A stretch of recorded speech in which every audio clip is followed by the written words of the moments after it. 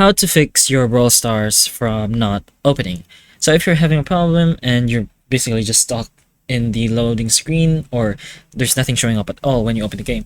So one way you can fix this is to go to our settings. Once we're in our settings, we can go ahead and search for our apps. You can find the app section if you scroll down enough, but you can always just search for it. Once you search for it, you should see this app section over here.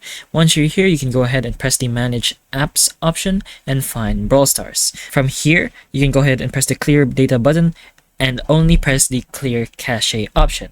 Be careful not to press the clear all data button, as it may cause a bit of problems. So clear cache only.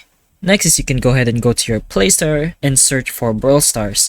Over here, you can go ahead and check if your game is updated to its latest version. If there's an update option in the right beside the uninstall, that would mean you're not in your latest version yet, and it's very recommended to press that and update your game to the latest version. And if there isn't, that would mean you already are. Now, if none of those work, the last resort to is to reinstall your game by pressing uninstall and installing the game itself. So make sure you do the rest first before you do this last process. Now, if this video helped you, please like and subscribe for more videos like this.